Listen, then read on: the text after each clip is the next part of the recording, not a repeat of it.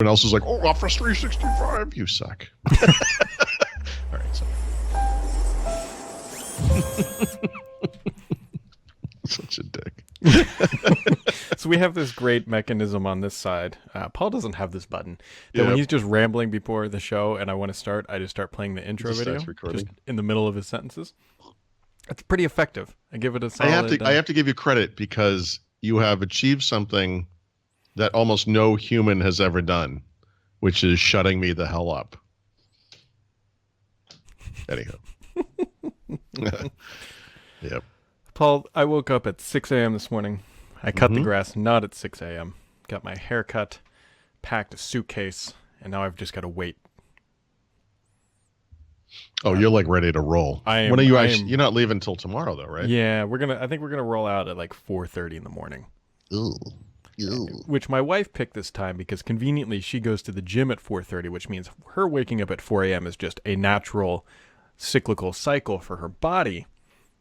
How long is this drive? About 10 and a half. You guys switch off and you do it in one whack? Yep. We typically drive in like little 3-hour spurts and just jump back and forth. And we drive 3 hours, typically stop somewhere, let the kid run around, burn off about 1/8 of 1% of her energy, and then shove her back in her seat and keep on rolling. Yep. Hit repeat on the video player. Hope for the best. Yep.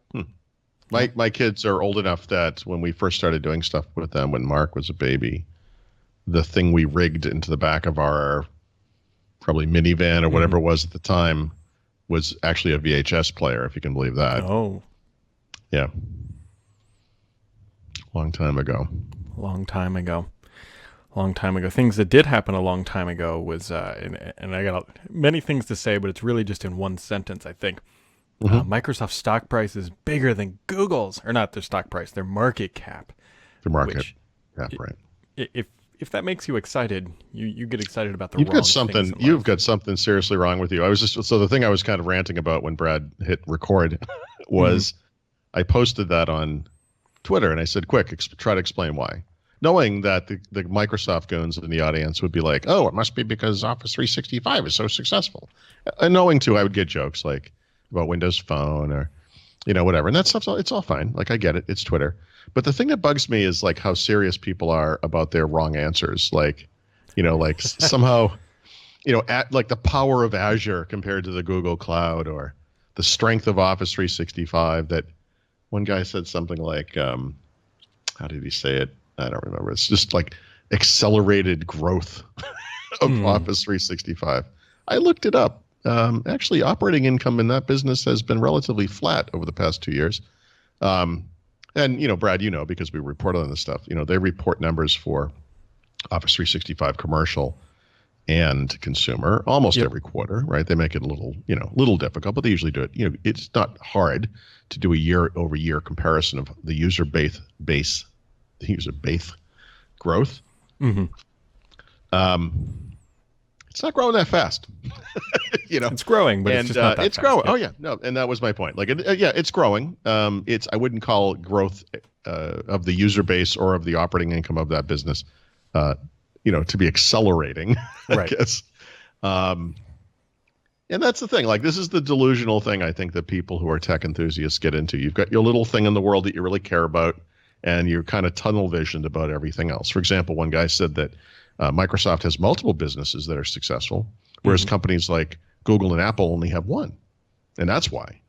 Apple's the biggest company on earth. Yeah. I mean, so I'm sorry, but that completely disproves your point. I'll just point out, just from someone who looks at this from sort of a nonpartisan standpoint, one of the more notable things about Google's income, or Alphabet's now over the years, has been the decline in that single business status. It wasn't too long ago where advertising was something like, I think it was 97 or 98% of all of their revenues. I don't remember the exact figure, but I want to say it's in the 80% range now.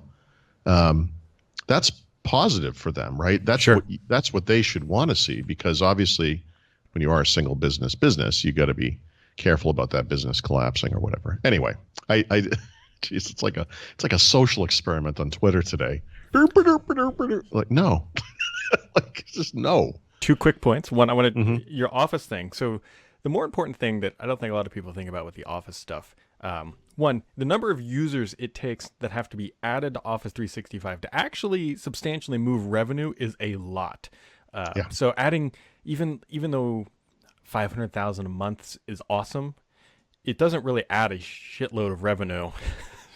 Well, by the way, bluntly. I mean, right. And the other thing you could look at is just installed base. Right. We don't have a more recent figure, but at some point there was 1.5 billion, I think was the figure of the Office install base. Mhm. There are 100 million or 200 million Yep. or whatever the figure is on Office 365. That's a tiny percentage. Now, granted, those guys are their income. I mean, their regular income. The Right, that was the 1.5 next billion point. was a one-time hit. I get that. But that speaks to the complexity of moving your customer base to the cloud, right? It's not, we're not going to take the user base and kind of move them over here. Yep. And actually, on a side note, just since we're talking about the Office 365, I mean, it has nothing to do with anything. I have an article that I've never published that I've not completed either, but I keep going back to it and thinking about doing it. And the way I'll position this, I'm not sure, the final form. The original thing I wrote was, the title was something like, "No one should ever buy an Office productivity suite," was the original kind of thing. But the central premise of this post, should it ever appear or not, is just a statement I'll just make here, which is this. Everyone, not everyone, a lot of people like this guy on Twitter are pointing to Office 365 like it's some sort of a huge advantage that Microsoft has. Actually, I think Office productivity has reached commodity status, and it's everyone. No one. I mean, I actually don't think this is. I don't think this is a surefire thing for the future of Microsoft. Like I think at some point we're going to collectively realize that like Google Docs or whatever works fine and is fine for everybody. And by everybody, I mean everybody with an asterisk. I know there's like the 1% of people who have like serious Excel needs or whatever it is. I get it. I don't mean literally, but the truth is this is not a huge advantage for Microsoft at all. In fact, if anything, Office is so big and unwieldy and complex, I think it's kind of an Achilles heel. Oh yeah, Microsoft, they're Microsoft obligated to keep pushing forward with it. They're clearly aware of that, because that's why they keep just throwing things into that bundle, because they know the more sticky they can make it, the harder it is going to be for people to switch. Yes, it used to be that Word and PowerPoint were it, but now it's like, there's alternatives. Excel is it for right now, but maybe that goes away. So they're going to keep just adding things into there and get to that point. Is there at least their strategy? I don't think it's a long-term play. I really don't. I think it's a weakness. And Microsoft, they know this, right? So they've tried like the mobile app versions, which are simplified. They've kind of gone nowhere. They've tried releasing new Office apps, like apps that are branded as Office that are kind of this nouveau style kind of a thing. Apps like Sway is a good example. Yep. I guess Microsoft Teams kind of falls into that, although Teams is obviously Teams is more of a classic Microsoft application in a sense, because it's going to get big and heavy and unwieldy. Like, that thing's going to grow out of control. But the Sway type apps, and then they used to do, they don't do this anymore, but they used to have some add-ins for like PowerPoint that kind of added specific functionality and, kind of was a new way to look at presentations or whatever. But that stuff, it doesn't go anywhere. It just doesn't, it's not super interesting to anyone. And, regardless of anyone's opinion about Sway or whatever, which I think is a cool thing, the fact remains that's not going to be Microsoft's next bonanza Office productivity offering. Right. It just isn't. Sorry. And the thing that kind of is the next big thing in Office 365 Teams, like I said, is a very traditional Microsoft complex, multi-headed hydra of an application. And, I don't know if we talked about this in the podcast yet. We used it. We stopped using it. Why did we stop using that thing, Brad? That beacon of the future? Why? What was the reason? It was basically Skype. We weren't using it all that well. Yeah, terrible. It's a terrible app. You're a terrible app. Anyways, back to what started all this. Who the Christ is calling me? I don't know who. It's Wall Street. They'd like to analyze the data you're about to talk about. Yeah. Here's my one little jibe on market cap. So to me, and this is very much my own personal financial opinion, market cap, that figure only matters 24 hours after the company posts earnings, because that figure roughly now includes what that earnings was for that period. everything after that point, growing all the way up until they release earnings for the next quarter, is a lot of speculation about how the company is doing and going to move forward for that next quarter. And so what you're seeing right now is last quarter's earnings plus speculation that Microsoft's cloud business is going to keep growing or whatever, assuming people thinking are going to grow, and that's why their price is going up. Now, if Microsoft comes out in July or whatever month it is and says, hey, Azure revenue is, we missed expectations, it's going to tank faster than Windows Phone. Yeah, that's true. Yep. And so that's right. I mean, so, Microsoft engages in financial shenanigans as badly as any other company, right? And so, the thing I complain about every quarter is they've created this business unit that doesn't exist called Commercial Cloud, where they cherry pick little parts of the business that they like, and they say, this quarter, this little thing, which isn't a thing, achieved whatever number of revenues. They'll never provide the revenues per constituent part, right? They just give you the big number, which is not a business unit at Microsoft, which is not what we would call like a cost center or a profit loss center or whatever. It's astonishing. And they just do this so they can appear to be bigger than AWS. Like that is literally the point of it. Like, we're going to throw all this shit together and we're going to pretend it's a thing. And look, we're doing better than AWS, which of course everyone knows they're not, not really. And whatever. Look, they have a solid business. It's fine. Trying to map Microsoft's product strategy to Wall Street's success is ludicrous.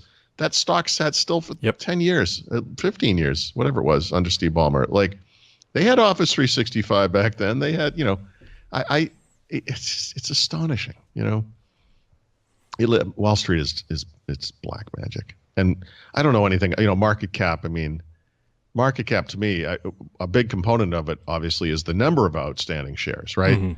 It's the value of a share times the number of you could impact your market cap as a company if you wanted to, negatively, I guess, by buying back shares or, I get that it's a measure.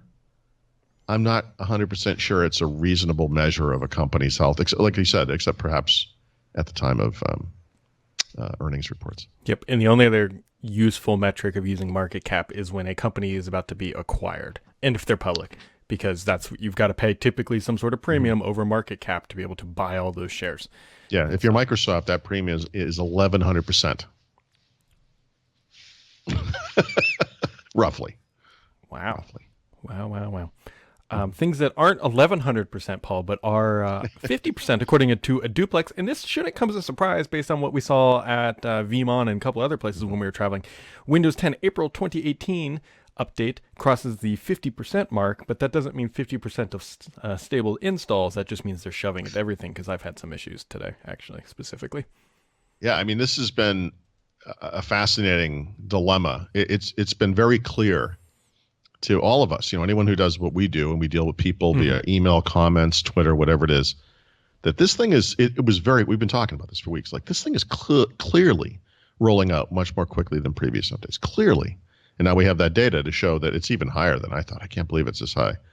50% in 1 month. It's like double the rate of the previous version, and then I think triple the rate of the one before that. Off the top of my head, it's something like that. Given a lot of people have kind of speculated that maybe the number of problems is caused in part by this, that if we were to iron out the deployment of a previous release, we might have seen the same number of problems over a longer period of time. But I actually don't agree with that. We get a very good feeling for how each of these updates are going. And I think the last two were mostly notable by the lack of problems over time. Yep. I call this chatter, to make it sound like we do something important, like it's a security, national the back security thing. Yeah, the backdoor channels. But this one very clearly is problematic. I mean, they're clearly, so we've got the two things. It's been deployed way more quickly than any other release. And it's very clearly had more problems than any release, at least since the anniversary update. I don't have any. I think that's fair. Metrics per se, but we'll say at least that long. I think that's fair. Yeah. So good luck, everybody. It's like a box of chocolates, 1803. You never know what you're going to get. You just know you're going to get it. Yeah, I don't know what made this jump into my head, but I kind of screwed up. So when we travel on the road like this or whatever, We always have. Last times we've taken an iPad, but that thing's going in the dumpster right next to the Surface 3. We've always had something like an emergency, like kids melting down. Give her this, she'll watch movies and just whatever. And so we've always just kind of like hit it or whatever, just pull it out. It's the ace in the sleeve, if you will. And so daughter walked into my office upstairs and she's like, "Daddy, why does this tablet have all my movies on it?" Oh, really? What? No. I don't know, sweetie. We're just That is a weird coincidence. yeah. Who would have thought? She's like, "Look, I can watch Moana." Like she's like looking at iTunes at the movies. I'm like, my wife is just in the like doorway, just giving me that death stare. And I'm like, you know what? We'll be fine. I just Yeah. We just bought did I tell you we bought an iPhone for my daughter over the weekend? Did we tell you the story? No, you're not. My daughter's been using an iPhone 6S probably since it came out, and she's cracked the screen approximately 117 times. Like, it's kind of unbelievable. Is that rounding up or down? I took a picture. Actually, I didn't post it. I took a picture. It's because it's crazy. Like, the cracks on this thing are nuts, and you can see into the machine by the home button thing. Like, you can actually see the circuits inside. Like, it's cracked so badly. It's cracked so badly. She gets glass splinters in her fingertip when she uses it. Like it's nuts. And I told her months ago, I was like, listen, we can replace the battery and replace the screen. A couple $100. This thing will probably have another couple of years in it. And I think she's been breaking it on purpose, so we couldn't do that. So we gave her the we were like, look, you can have an iPhone 8. We'll just pay for that. If you want to get an iPhone 10, however, you will have to pay the difference. And you can pay it per month for 2 years, whatever that amount was, I don't remember. Or you could pay it up front if you have that money, or pay it in chunks. I don't care, but we're not paying for an iPhone 10. And you were going to put that thing in the biggest freaking case imaginable. Whatever. So my daughter chose the third option, which was the one we didn't give her, which was I will buy an iPhone 8 Plus and pay you the difference, which is a lot less than the iPhone 10. So whatever. But she got some like giant gel, like OtterBox looking. Yeah. Like this, it looks like you could literally bounce it on the street as you walk down the street. Like, so we'll see how that goes. But that happened in the middle of, we had a very busy schedule over the weekend, and we were kind of booked with friends and things, and we had to figure out time to do that, which we did at Costco because they have a really good return policy and whatever. But so my daughter, like your daughter, basically has technology handed to her, and she has a pretty good life. It's funny, for all the complaining, you would think that what we were doing is torturing this child on a regular basis, but she's doing okay for herself. Yeah, actually, you talking about that OtterBox reminded me. Arriving today, because if it arrives tomorrow, it's useless. Should be a Surface Pro 3 like rugged case, and so we will see if it survives a 4-year-old, soon to be 5-year-old, in the back of a car. I bet the Surface Pro 3 just in the back of the car, if she's dropping it, as she might on the floor, would be fine. I bet. I would think so too, but you know what? I figured. I think I protect it for sure, but yeah. But I bet she's. I bet it would be okay. She has a knack for dropping things, specifically cheese sticks, into like crevices of your car that you don't find for many weeks, and then you pull it out, and it's not. You still find. In my wife's previous car, we had found Cheerios under the back seat that had to have been 5 or 7 years old, like fantastic. Because my kids had gotten older or whatever. But yeah, I'm familiar. Yep. Speaking of familiar, Paul, does this thing look familiar here? No, I've never seen one of those before because no one ever bought one. Yeah, for the 9 people that bought one, 51 weeks after it was announced, Apple is releasing AirPlay 2 just in time for, I'm assuming, AirPlay 3 to be announced next week. But iOS 11.4 adds stereo pairing to that thing. So if you got one, there you go. Get $700 burning a hole in your pocket and you want to hear sound come out of 2 speakers, this would be one way to do it. One way to describe it? Not the way I would recommend. Nope. If you absolutely have to spend $700, I would point you to a Sonos system. But my God, you could spend a lot less than that and have better functionality and really good sound too. Yep. So yikes. The thing that's interesting about this to me is that the Apple announcement about this release, which was tied in some way to iOS 11.4 for some reason, is that that's all they mentioned in iOS 11.4, when in fact the big new feature was iMessage or messages, whatever they call it, in the cloud, right? This thing I can't believe that Apple didn't have, which was text messages backed up to your account. Yep. And then replicated to new devices as you buy a new iPhone every year or two. Like, how did they not have that? In fact, that phone I was just talking about with my daughter, her phone, this is a little fun statistic. Her phone had not been backed up since March 2016. And I know you heard March and thought, wow, that's a really long time. It was 2 years ago. So part of the reason was some kind of a storage issue. So I asked her, I said, make sure when we, because I wasn't sure if I'd be in the store. I was in the store, but I told my wife, like, make sure you keep the phone. Don't let them recycle it, because one thing I want to do is actually back that thing up. Sure. She was okay with doing like a clean install or whatever on the new phone. And she only has a few apps and she doesn't really care. But, and I said, look, I can probably get you text messages back. And she's like, actually, I don't really care. I'm like, okay. I think she mostly does like Snapchat or whatever. Interesting. Actually, I'm in the back of my mind, I'm hoping that iMessages in the cloud means that Apple's going to open it up to other platforms, but that's probably me being hilarious. Oh, yeah. Oh, you don't use that. I think this is only for Android. Andrew yesterday recommended. You should look this up though. It's pretty cool. It's called AirText, and it's this has been like, remember there's something called Bullet or something Bullet related. Push Bullet. Yep. Push Bullet. It's sort of like that. You can text from your computer. It synchronizes with Android. I think it's only Android. The reason it works on Android is it has a background processor that runs when you get and send text messages, so it syncs it up. It's lightning quick, and that differentiates it very much from the Microsoft solution that's built into Windows 10, where many times the delay between the text coming in and getting it on the computer is very big, and sometimes it never happens at all. It's really unreliable. I've only had this thing going for a day, but it's really good. I believe it's Android only, though. It's worth checking out. Paul, you got anything else for this last show for maybe 5-6 days? I got some stuff in the mail yesterday. I don't know how to show this very well. I got this would have been good for you, actually. I wish I had thought of this. It's a Huawei 8-inch Android tablet. I also got I think it's a 10-inch version. Stereo, USB-C. It doesn't have a headphone jack, which is a little weird. It has a camera bump, which I don't quite get. Yeah. But it's, I want to say it's 2560 by 1440 maybe. That's pretty high res for that size. Yeah, it's a higher pixel density than an iPad mini. I use an iPad mini every morning to read the paper and to read. I use it on trips to watch movies. So this would be kind of a replacement for that. The 10-inch version, obviously, I guess would be a replacement for an iPad. I would say it's thicker. It's nice. It's got a nice, I don't know if you can really see it, but it's got that kind of antenna band thing going up there and on the bottom as well. And that's because there's a SIM card slot in both of these things too. Oh, nice.